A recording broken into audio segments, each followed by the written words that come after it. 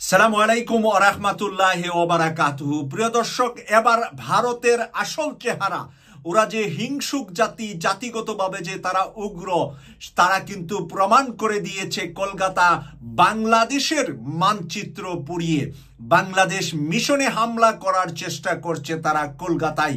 প্রিয় দর্শক, সেখানে প্রধান উপদেষ্টার কুশপুত্তলিকা তারা বানিয়ে পুড়িয়েছে। প্রিয় দর্শক, আমরা কি ভারতের এমন কোনো জাতীয় তাদের কোনো সম্পদ বা তাদের কোনো মানচিত্রের উপরে বা তাদের ফ্ল্যাগের উপরে, জাতীয় পতাকার উপরে আমরা কি কখনো হামলা করেছি? বাংলাদেশের মানুষ কি হামলা করেছে? না অন্য কোনো দেশের, মুসলিম দেশের মানুষ ভারতের পতাকা পুড়িয়েছে? প্রিয় দর্শক, আমেরিকার পতাকা কি কেউ পোড়ায়? কেউ কি অন্য দেশের পতাকা পুড়িয়ে দেওয়ার মতো দুঃসাহস দেখা? কিন্তু বাংলাদেশের পতাকা পুড়িয়ে দেওয়ার দুঃসাহস দেখিয়েছে ভারতের পশ্চিমবঙ্গের উগ্রবাদী কিছু মানুষ। আমি উগ্রবাদীদেরকে শুধু উগ্রবাদী নাম দিতে চাই, তাদের কোনো ধর্মের নাম নাই। কারণ তারা যেখান থেকে শিখছে, যেই দল থেকে তারা শিখছে, ওই দলটির ভিতরেও কোনো ধর্ম নাই। ধর্মকে তারা ওই উগ্রবাদী মানুষ হত্যা, মানুষ খুনের ভিতরে তারা ধর্মীয় উপাসনালয় বানিয়ে থাকে।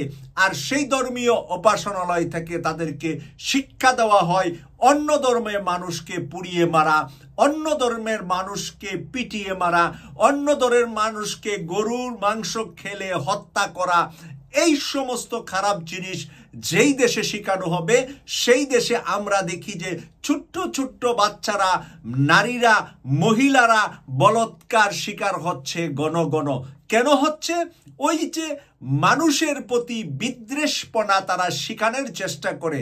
তাদের সিনেমার ভিতরে থাকে অন্য মুসলিম এবং অন্যান্য দেশের প্রতি হিংসা তৈরি করার মতো সিনেমা।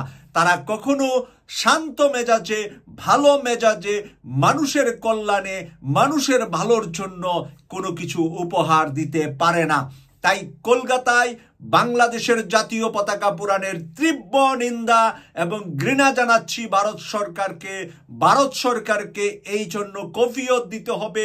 বিশ্ব দরবার থেকে আমরা বিচার চাবো ভারতের কাছে, ভারতের বিরুদ্ধে বিচার চাবো। কারণ আমাদের মানচিত্র, আমাদের পতাকা পুরাণের এই দুঃসাহস যে ভারত দেখিয়েছে, জনগণ দেখিয়েছে, এটা ভারত সরকার, বর্তমান বিজেপি সরকারের, বর্তমান সময়ের সরকারের উস্কানিতে তা করা সম্ভব হয়েছে।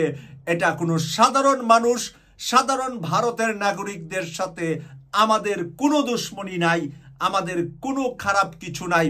কিন্তু সেই উগ্রবাদী এবং সন্ত্রাসী যারা বারবার সেখানে মুসলমানদেরকে, বাংলাদেশকে ছোট করা, হিংসা করা, হত্যা করা বিভিন্নভাবে, আপনারা দেখেছিলেন যে হাসিনা থাকতেই আওয়ামী লীগের এক এমপিকে কেটে মেরে বাথরুমে ফ্লাশ করে কিমা বানিয়ে ফেলে দিয়েছিল।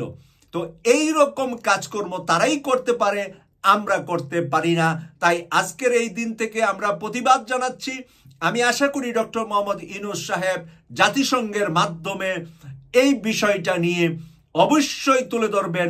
বাংলাদেশের মানচিত্র ভারত কিভাবে পুড়িয়েছে, সেইটার জবাব যেন ভারত দিতে বাধ্য হয়, এই প্রত্যাশা রেখে বিদায় নিচ্ছি।